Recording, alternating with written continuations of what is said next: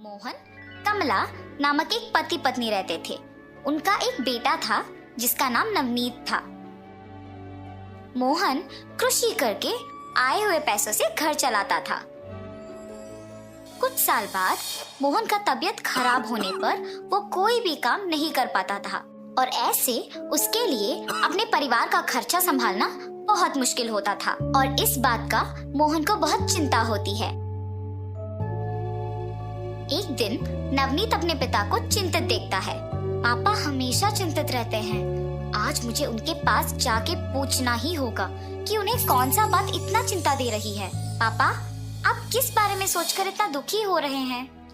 नवनीत, इतने दिन मैं मेहनत करके पैसे कमाता था, इसीलिए हम कोई भी चिंता के बिना आराम से जीते थे। पर अब मेरी तबीयत बिगड़ती जा रही है बेटा, और इसके कारण मुझे चिंता है कि अब आगे घर कैसे चलाएंगे। पापा, आपकी तबीयत तो वैसे ही खराब है, आप ये सब मत सोचिए, आप बस आराम कीजिए। मेरे पिताजी उनके तबीयत बिगड़ने पर भी घर के बारे में ही सोच रहे हैं। अब मुझे ही कुछ करना होगा और घर की जिम्मेदारी लेना होगा। हाँ, पापा ने मुझे थोड़े पैसे दिए थे ना, मैं पहले ये देखता हूँ कि कितने पैसे हैं मेरे पास और फिर सोचता हूँ कि उससे कौन सा व्यापार कर सकता हूँ। ऐसे सोचकर वो जाके देखता है कि उसके पास कितने पैसे हैं। अरे, मेरे पास तो सिर्फ 10 रुपए हैं, इनके साथ मैं कौन सा व्यापार शुरू कर सकता हूँ। उन 10 रुपयों के साथ वो बाजार जाता है और वहाँ सारे दुकानों को देखता है। एक दुकान में नींबुओं को बिकते देखता है। मेरे पास के पैसों के साथ नींबू के अलावा और कुछ नहीं मिलेगा, इसीलिए मैं नींबू ही खरीद के बेचूंगा।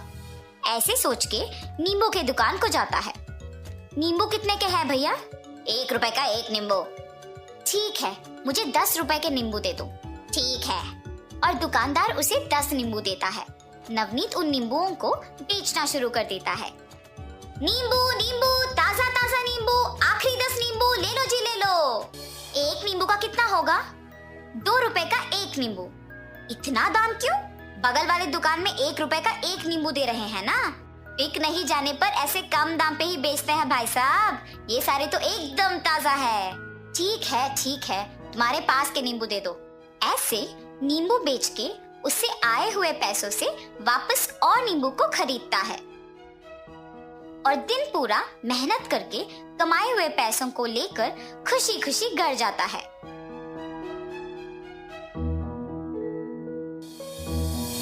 पापा, आप अब से घर की जिम्मेदारी का चिंता ना लें, और उन्हें सब कुछ कहता है। नवनीत, तुम्हारी बात सुनकर मुझे बहुत खुशी हो रही है बेटा। दृढ़ निश्चय से हम कुछ भी हासिल कर सकते हैं। ऐसे हर रोज नवनीत नींबुओं को खरीद के बेचता था। कुछ दिन बाद कम लोग उसके पास नींबू खरीदने लगे, जिसकी वजह से उसके पास नींबू बचने लगे और इसीलिए वो दुकानदार के पास कम नींबू खरीदता था, ताकि बचे हुए नींबुओं के साथ उन्हें अगले दिन बेच सके।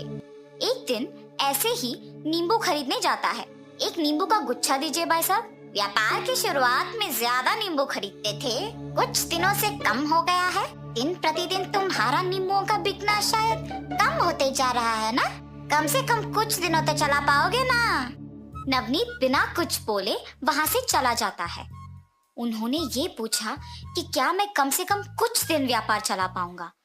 मुझे अब उन्हीं के पास से नींबू खरीद के उनके सामने ही व्यापार को आगे बढ़ाना होगा, और ऐसे सोचकर अपने नींबू बेचता है। उस दिन के नींबू बेचकर घर जाते वक्त रास्ते में देखता है कि एक दुकान में बहुत भीड़ है। पास जाके देखने पर पता चलता है कि वो एक जूस का दुकान है। अगर मैं भी इन नींबुओं का रस बना के कम दाम पे बेचूंगा तो मेरे ही पास सब लोग आएंगे खरीदने। उसकी सोच के अनुसार वो अगले दिन से खरीदे हुए नींबुओं में आधे नींबू को रस बनाकर और बाकी नींबुओं को ऐसे ही बेचने लगा। नींबू का सिर्फ 5 रुपए, ले लो भाई साहब ले लो, ऐसे जोर से चिल्लाता है। बहुत कम दाम पे नींबू का रस बेचने के कारण उसके पास बहुत लोग आकर पीते हैं और नींबू भी सारे उसके पास खत्म हो जाते थे। दुकानदार के पास ज्यादा नींबू को खरीदने लगा और उन सारों को बेच देता था और वैसे ही उसके व्यापार में भी अच्छा लाभ आने लगा। ऐसे उसने अपना खुद का दुकान शुरू किया और उसमें सहायकों को भी काम पे लगाया। एक दिन नींबू के दुकान को जाता है। आपकी दुकान में सारे नींबू खरीदना है मुझे। एक समय था जब तुमने मेरे पास सिर्फ 10 नींबू खरीद के व्यापार शुरू किया था। अब तो तुम्हारा खुद का एक दुकान है। वाह! आपको याद है आपने एक बार मुझसे पूछा अगर मैं कुछ और दिन इस व्यापार को चला पाऊंगा? मुझे उस बात का बहुत बुरा लगा, मगर उसी बात ने मुझे प्रेरित भी किया और नुकसान होने के बावजूद हार नहीं मानकर बहुत मेहनत करके यहाँ तक आया हूँ। जब कुछ करने का दृढ़ निश्चय होता है तो कुछ भी कर पाओगे बेटा। बहुत लोग तुमसे कहेंगे कि नहीं हो पाएगा, पर उन बातों का बुरा ना मानकर उनको दिखाने की कोशिश करेंगे तो सफलता जरूर मिलेगी। मगर बहुत लोग इस बात को नहीं समझते हैं। वो लोगों के कहा का बुरा मानते हैं और निरुत्साहित हो जाते हैं और काम करना भी रोक देते हैं। और ऐसे दुकानदार नवनीत का अभिनंदन करता है। नवनीत के सोच के अनुसार व्यापार के अच्छा चलने पर अपने माँ बाप का बहुत अच्छा ख्याल रखता है। तो इस कहानी का नैतिक क्या है बच्चों?